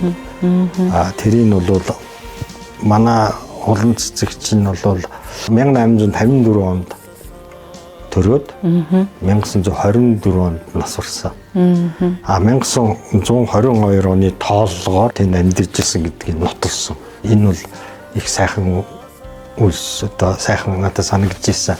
За тэгээд энд одоо 7 үйл айл одоо ингэж явсаар байгаад энд ирээд энд одоо сууршаад. Тэгэхээр энд ингээд нөгөө нэг яг ингээд айлаараа 9 үе яваад байгаа гэж байна шүү дээ. Тий. Та тэрийг нэг тайлбарж өгөөч. Бүтцийн энэ бол одоо жишээлбэл энэ Майхан даваа гэдэг хүн байна. За Майхан даваа гэдэг энэ хүн байна. Ингээд энэ 2 хүүхэдтэй байсан байна. Тэгээд энэ Майхан даваагаас манайх ингээд салаа явчихж байгаа. Энэ дээр Бархас Цэрэнгийн Арцад гэдэг энэ 7 үе ингээд эндээсээ орцсон багш үе. Багнаараа орж байгаа. Тийм багнаараа. Энийг Монголын нэг нарны цацраг хэлбэрээр хийх гэсэн чинь хаашаашаа 4 метр болоод авч явж болохгүй байсан. Одоо хүндрэлтэй. Тэгээд яг энэ вариантыг сонгоод энийг Ганбатын мичид гэж манай дүү энэ юм дээр суугаад яг энэ ургийн бичгийг одоо энэ хэлбэрт оруулсан. Тийм юм байгаа. За энэ дээр бол энэ сулхэр гэдэг ургамлыг бол энд оруулж өгсөн байгаа. Энэ материалын одоо яаж сонгосон гэхээр энэ яг хулдаас биш, энэ даавууч бас биш. Усанд одоо малчид энтергээл ийш тийшээ нүүдэл суудлал ус засанд орно, бороо шороо орно гэж үзээд энийг ийм ус засанд одоо хөлдөж барьдаг тийм юмар одоо энийг л хийсэн байгаа. За энэ ингээд манай Талсрынгийн Гүрсэд ах энийг таньж мэддэг хүнээр ийм 2 цагийн одоо кино юм уу нэвтрүүлэг гэх юм энэ хийсэн. Тэгээд 10 дунгаагаар энийг уншуулад тэр түүхийн бичүүлээд тэгээд хамаатан садныхаа. За энэ манайх одоо ургийн энэ кинотой ахна шүү дээ ургийн бичгийн кинотой. Тэгээд энэ ургийн бичгийн энэ тайлал нь энэ ном нь болж байгаа. Энэ ургийн бичгийн тайлал гэд ном байгаа тустай. Энэ ном. Түрүү аавын ном гэж тустай байсан тийм. Тийм энэ бол ургийн одоо ном гэсэн. За энэ бол одоо ийм хэлбэрээр хийхээр зүгээр юм билээ. Нэг ийм дэлгэмэл хэлбэрт 200-аас 250 хүн багтд юм билээ. Нөгөө 1000 хүний дөрөв ингээ хуваагаад ингэж явсан. Одоо тэр нутаг усныхан зураг хөргийг оруулаад өвөг дээдсийнхаа юмыг оруулаад тэгээд ийм ном нь бол ингээд гарсан. За тэрний дараа манай дүү одоо ургийн бичгийн юм хайрцагтайгаа тэгээд номтойгоо кинотойгоо манай дүү энийг одоо ургийнхаа бичгийг одоо энэ бичсэн энэ ургийн бичгэн дээр одоо жишээл Цэрэн даржийн төмөр очир гэдэг намайг аваачил компьютерийн програм дээр гутал миний энэ номонд байгаа бүх мэдээлэл орж байна. Би шээ нэмээч оруулж байна. Ингээд цахим хэлбэрт оруулсан гэх юм уу. Харин тийм тий. Тэгээ манай дүү ингээд бидний групптэй за шинэ гарсан хүүхд тийм билээ хин нас урсан билээ гэж тэрийг хасаа. Одоо ингээд ургийнхаа бичгийн хөтөлтийг үргэлжлүүлээд явж байгаа. тийм бай. Айгүй олон хүний Маш гайхалтай. хүч хөдөлмөр орсон юм ажил. Тий. Юм Та бэ. тэгээ цаашдаа нэг гоё юм хийнээс нэг түүхэн сэдвтэй яана гэдэг бол тий. Тэрийг нэг сонирхуулаач. Тэр их гоё. За энэ нь болохоор ураг удмын түүх, олон айлын ураг удмын түүх нийлж ээж улс орны улс орны түүхийг бий болгодог. Монгол улсын түүх гэж гэхээр юу юм гэхээр яг үүндээ Монголд байгаа энэ монгол ураг удмуудын Төвлөдөөцийн тий, өвлөдөөцийн түүх. хідэн 9 үе одоо хідэн үеэс ингээд доошо бидний л ахуй амьдрал биднэрт болоод тохиолдоод байгаа зүйл гэдэг чинь өөрөө Монгол улсад тохиолдоод байгаа зүйл тий. Тийм. Тэгэхээр энэ түүхийн талаас их ач холбогдолтой байна. За тэгэхээр жишээлбэл одоо би ээжийн талаар жишээлж ярихад манай ээжийн тал тэр галдан бошхтой үеэс зүхтаагаал Монгол хэлсэн дээрэл нэг 300-аас 350 км газар тулж ирсэн байна. Тэрийг бас энэ зураг мөргийг оруулсан яаж яасан газрын зураг дээр хүртэл зам амыг гаргасан л да. За тэгэхээр түүх оролцоо явчихж байгаа. За энэ түүхэн чиний удам нэг том талаасаа биш зүгээр ойр талаасаа ингээ ярих юм бол миний одоо майхан даваа гэдэг тэр 300 жилийн тэнд байсан хүн галдан бошхтой үед хамарч байгаа биз. Тэндээс нуудаа зүхтаад ирсэн. Тий. Тэрний дараа болохоор одоо ингээд баг хаадын үе эхэлж байгаа биз дээ. За тэр нь миний өвдөж байсан болоод би одоо амьд байгаа биз дээ. За тэрний дараа одоо манжи үе болж байна. За тэгээд автономитын үе, тэгээд социализмын үе. За тэрний дараа зах зээлийн үе. Ингээд энэ түүхтэй холбоотой болохоор аль болохоор ургийнхаа номыг бичихтэй тэр түүхийн тэр шийдвэрүүдийг гаргаад одоо манжид эзлэгдсэн байхад нөхцөл байдал нь ямар байсан учраас бид нэр зүхтж ирсэн юм бэ. Яагаад ингэх болвоо гэдэг юм. Тэр чинь өөрийнхөө төлөө ч гэсэн үр хүүхдүүдтэй амьдралыг авч үлдэх гээл тэмцэжсэн хэрэг шүү дээ. 100 жилээс өмнөх бол Монголд бол одоо бүр нүүдэл, суудал, алаа, хидаан тэр манжи үе мүйт чинь бол тийм дарлал юмд бол арай хижил одоо ам золбож биднэрт амьдрал өгж бэлгэлсэн гэх юм уу амьд гарахын тулд үр хүүхдээ амьд авч үлдээд бид нар тэрний залхамж халбоо нь байгаа учраас тэр өвдөцийг хөндлөхгүй байх юм. Тэгэхээр цаашлаа ингээд цуврал кино ингээд баг хийж байна гэж тэгтэн тий. За тэгэхээр одоо их сони юм гарч байгаа. За би ургийнхаа юм хийгээд дуусчлаа. Одоо ингээ болооч гэдэг юм уу. За тэгээд одоо тэгээд ном уншихгүй байж байгаа цус ойртоод одоо ураг барилдчих юм бол одоо ном уншаагүйгийн одоо хохно гэж болохгүй шүү дээ. Тий. За тэгэхээр энэ юмыг хийдэг улсууд нь одоо хийж гүйцэтгэдэг улсууд нь ерөнхийдөө яг залуу улсууд хийгээд оролцсон л доо. Ерөнхийдөө нэг 45-аас 60 насны улсууд л ордог юм байна. Нэгдүгээр дээд үеэ мэднэ, үр хүүхдүүдээ мэднэ. За нэг 20 эдтэй хүүхд очиод нэг өвгөн дээр очиод юм асуухаар юу асуугааж мэдэхгүй шүү дээ. Юу асууж асуулаа гэхэд нөгөө өвгөн ч юм уу юм чинь тоодгүй ч гэдэг юм уу те. Одоо монголчууд чинь хүний насны ирэмбэр ингэж яадаг ард түмэн штэ. Тийм учраас тийм насныхан хийдэг юм байна. Нөгөө хийж байгаа улсууд нь нөхөн үрч хүмүүс биш байхгүй юу? Цус ойрт гаюул тэр хүнд яг хувь хүнд бол байхгүй гоц. Тийм байна. Тийм байна. Ямар гоё санаа те. Тэгэхээр цусаа холдуулах гэж байгаа бол нөхөн үржихүүн насныхан гэхээр одоо 20-тэй, 30-тай, 18-тэй тий. Одоо 40, 30. Болон түүнээс доошо насныхан даа. Насныхан юм байна. Тэгэхээр номоо уншичаад инглээ. Ингээ манайх бисүүд арцтайхан гэдэг юутай групптэй удмын. Тэндээс юм бичээ зарим хүмүүс утас шүрмсээр хараа. Чи хинийх нь ямар хамаатай юм гэхээр мэддэггүй. Өөрөө тэр зарим өвөө эмээ юм аав ээж нь хийлж өгөөгүй ч юм уу. Тэднэр нь сонсоочгүй юм байна. Тийм байд юм байна. Тэгэхээр нэг 50% хүрэх юм уу? Нөгөө бичсэн. Би одоо энийг бичээлээдэг тийм. Би одоо тэрийг хүнд хүрэх гээд л байна штэ. Тэгсэн чинь хүрдгвэ. За тэгэхээр яах вэ гэж бодсон л доо. Тэгсэн чинь манай хүүхдүүд Америкт байдаг. Очоод нөгөө хүүхд тоглож байгаа л одоо ингээл нөгөө англи номнууд англи хэл дээр Америк номнууд л ингээл уншаад байгаа. Тэгсэн чинь энэ манай артистын түүх одоо тэр нүүж ирсэн түүхийг миний хүүхдүүд миний ач зээнэр унших ёстой үстэй. Яагаад тэрийг хялбаршуулсан байдлаар хүүхдийн ном хийгээд бүр багаас нь ингээд тархинд нь суулгачих юм бол мэдээж мартахгүй шүү. Тий. Гэхдээ ядаж л нэг хүнтэй танилцаал чиний аав чи юу юм Монголоос ирсэн манайх юм гоё кинотой арцад марцдаг гэсэн чи өө би бас арцдаггүй л өө болохгүй гэж явах нь шүү, тий. Тэгээд багаас нь тий. Багаас нь тэр хүүхдийн ном гэдэг их хэлбэршүүлсэн хүүхдийн зохиолчор хийх юм. Би бас судалсан бас нэг хэдэн төгрөг орох юм байна гэдэг нь багцаа авсан. Байнга л одоо. За тэрнээс дээшээ нэг 5 нас юм уу да 5-аас 18 насныханд комик хэлбэрээр бичиж мэр бэл. Тэгжээж л уншина. Би одоо ерөнхийдөө нийгэмд нэг тийм хандлага байна шүү дээ, тий. Одооны залуучууд юм ойлгохгүй. Одоо ёстой. Тий. Чин одооны залуучуудын чинь миний одоо тэрнээс дэш Ахмад үеийнх нь өсгөж хүмүүжүүлж ингэсэн биз дээ. Тий. Тий. Эднэр өөр гаргаас ирээд Монголд амьдраад биднэр зохицохгүй өөр нутгаас ирсэн бол бидний хүмүүжүүлсэн бидний яасан залгамж халаа юм чи.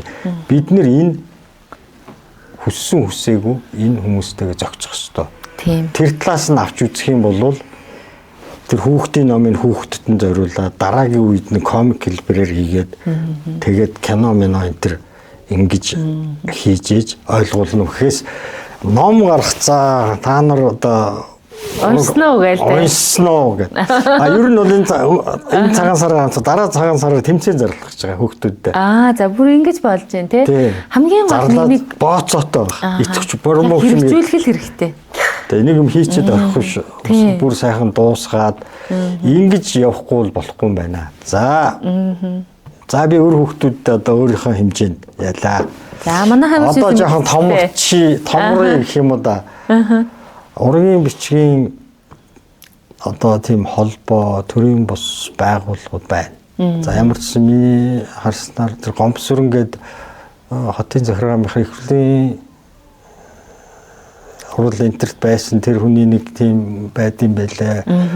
Ургийн бичиг гээд тийм сайт тийм байдсан байлаа. Мөнх очир гэж хүн байдсан байлаа. Би генетикч, түүхч архив одоо яадаг тэр улсуудтай тэгээд зураач гэл янз янзын хүмүүстэй ингээд уулзж ирсэн.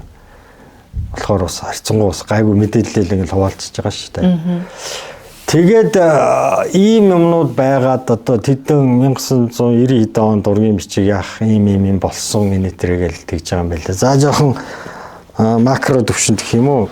Жоохон юу талаас нь ярих юм бол яагаад энэ ургийн бичиг ингэж хөтлөх хэрэгтэй нь бол одоо ойлгомжтой. Яагаад энийг одоо хүмүүс ойлгохгүй байна, залуу үе маань ойлгохгүй, тоохгүй байна гэдэг талаар бодож үзсэн.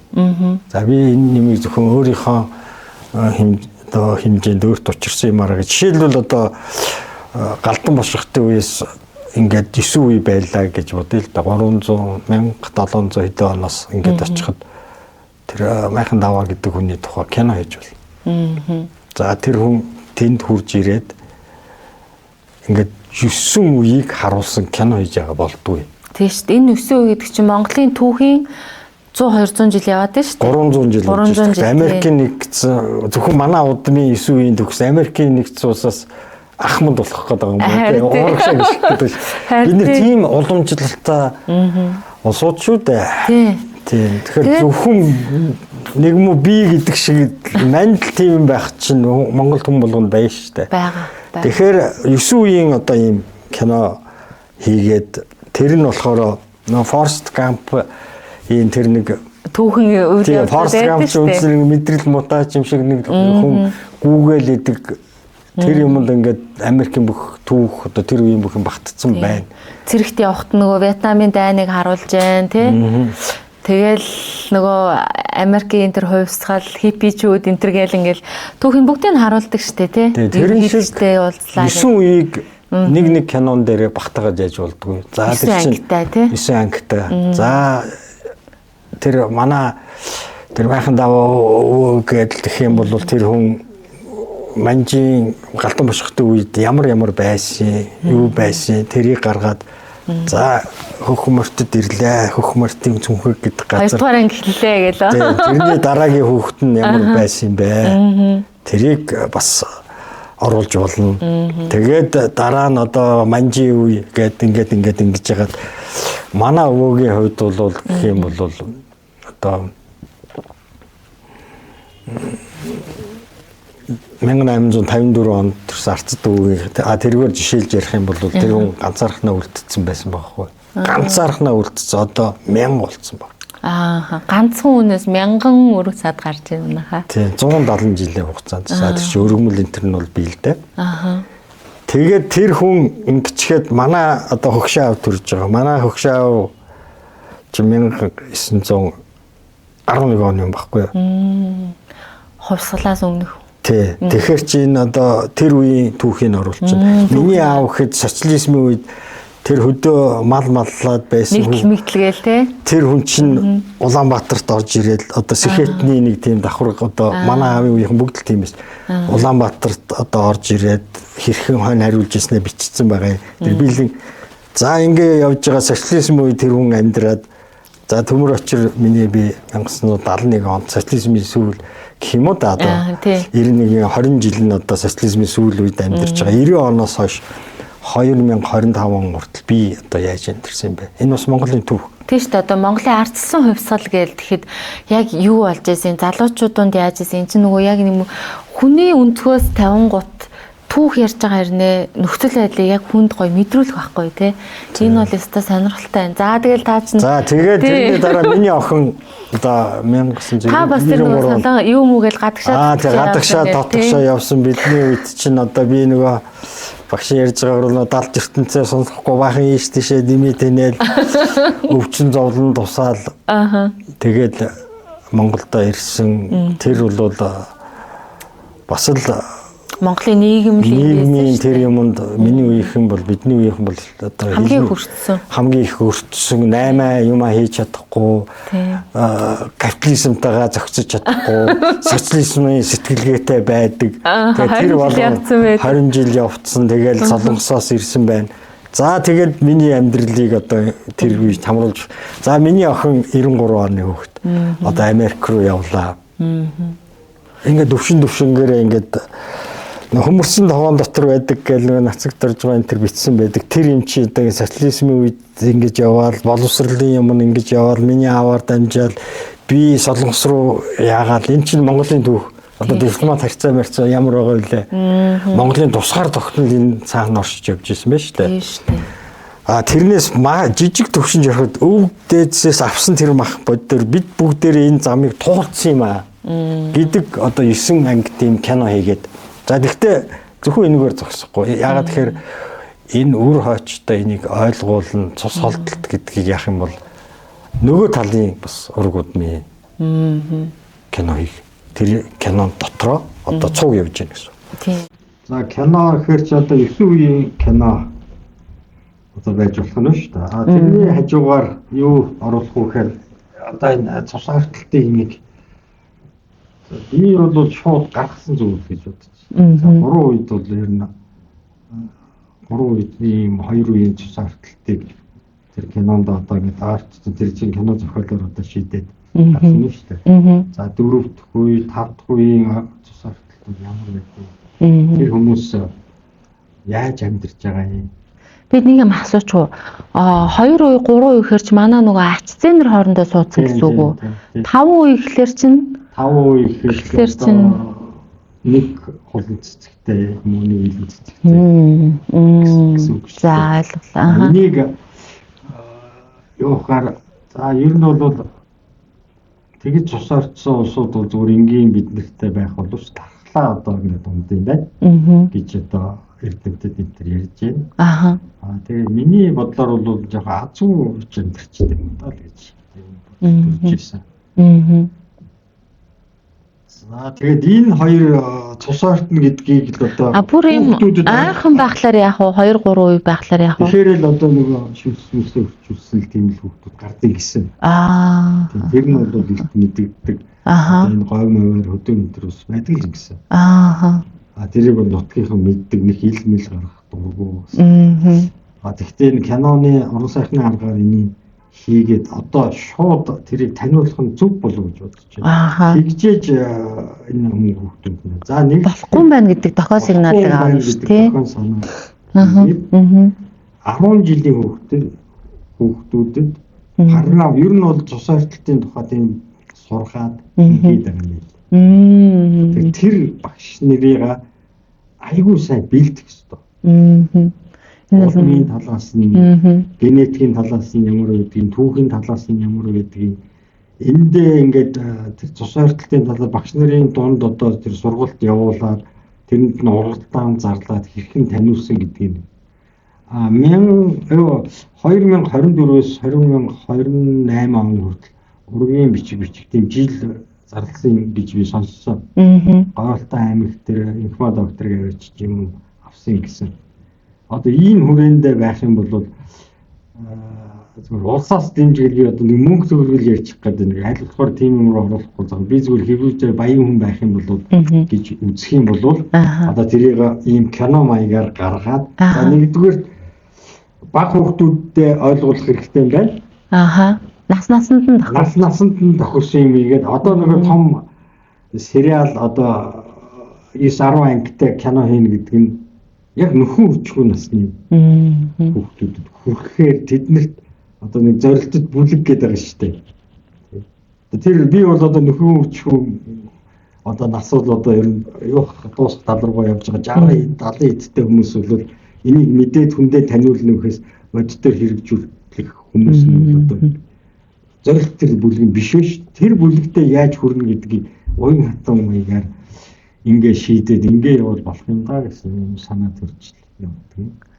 За тэгэхээр ингээд ураг удам ген цус ойртолт цус холдуулах гэдэг энэ тэгээ ер нь энэ асуудал чи явж цаашаа Монгол улсын Монгол ард иргэдийн Монгол үндэстний оршин тогтнохын асуудал тэгээ үүх түүхийн асуудал болоод явцдаг ийм гүн гүнзгий асуудал байна. Тэгээд энэ бүх гайхалтай мэдээллийг бидэнд өгч ярилцаж өөрийн олон жилийн туулал туршлага хийсэн ажил энэ бүтээлүүдээр ингэж бидэнд танилцуулсан ийм уйггүй хөдөлмөрсөн энэ төмөр очир ахында болон гэр бүлийнхэнд нь ураг удмын хүнд нь бол маш их талархлаа гэж одоо талархлаа илэрхийлээ.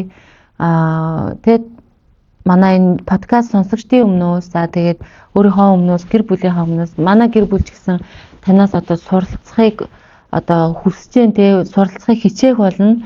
Тэгээд энэ ургийн бичиг гэдэг энэ ганцхан зүгээр нэг юм товчоор шиг ингээд нэг лавлах юу шиг юм байх ёсгүй юм байна. Үүнийг бол мэдрэмжтэй, зан характертай, удмын өвчнөтэй, нарийн ааш авир хувь хүний зан төлөвтэй бид нар нэгдүгээрт ойлгож ээж өөрийгөө таних юм байна.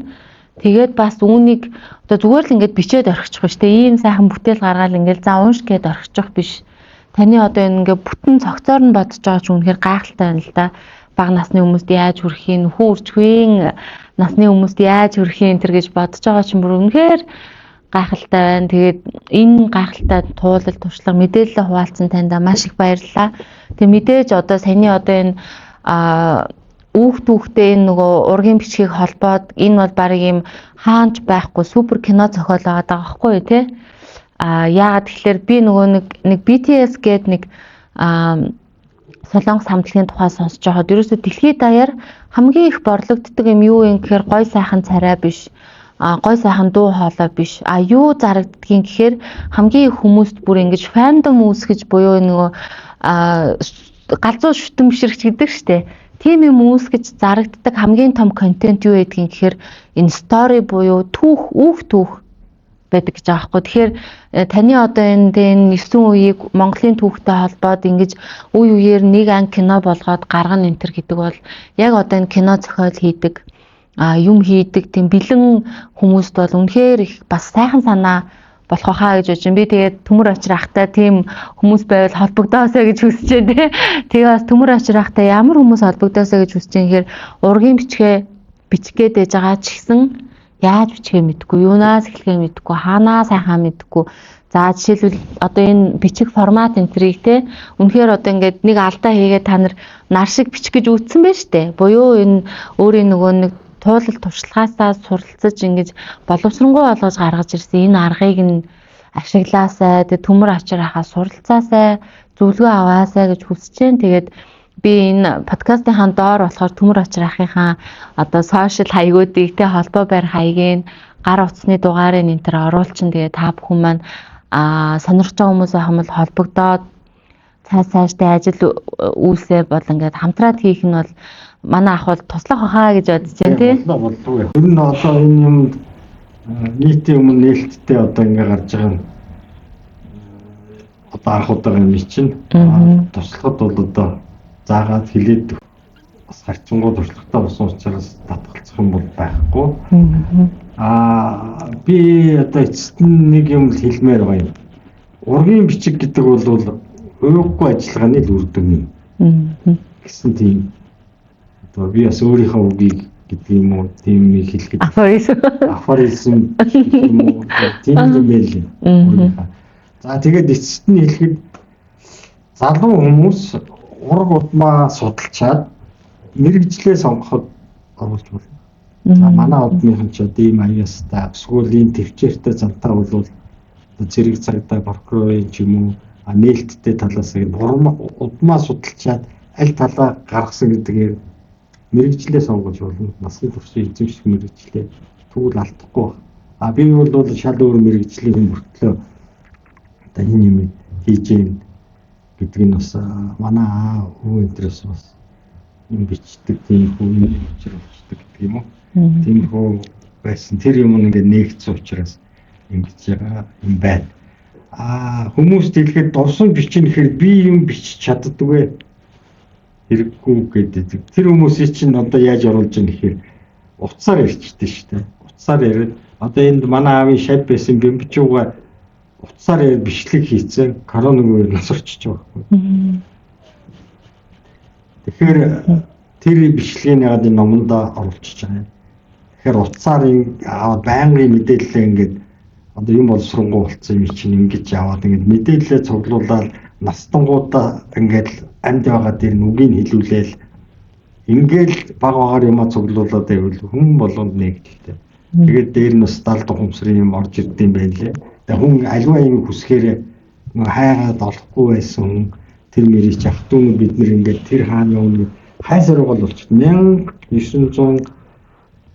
1963-аас 68 онд манай аавта Киевд сурж исэн Соднон Балжир гэдэг одоо 80 гарцсан хүний хайсаар гол болоод аавын дурсамжийг бичүүлж яриаг бичиж байгаа. Тэр хүн чинь нас өндөр гарцсан ч юм уу ингээд бас хүн болгон бичиж тэр яриаг нэгээс ирүүлээд иймэрхүү маягтай л явсан болохоор аавжаа бичлэг хийгээл одоо мэдээллийнхаа юмд л хадгалаад байх хэрэгтэй. Тийм хэцүү бас ажил биш. Одоо өөрөө хүсгэл хэрэгтэй. Өөхгүй байх хэрэгтэй.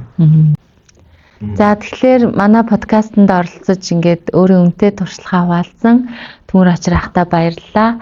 Подкастыг маань энэ хүртэл үзэж дуусгасан сонсогч та бүхэндээ бүгдэнд нь баярлалаа. Тэгээ сувдаан цаашдаа ийм сонирхолтой хүний амьдралд хэрэгтэй бидний одоо энэ оршин тогтнол утга учир өөрийгөө олох энэ сүнслэг зам үргээд ингээд хэрэгтэй агуулгуудыг илүү их сонирхолтой байдлаар та бүхэнд хүргэх болно.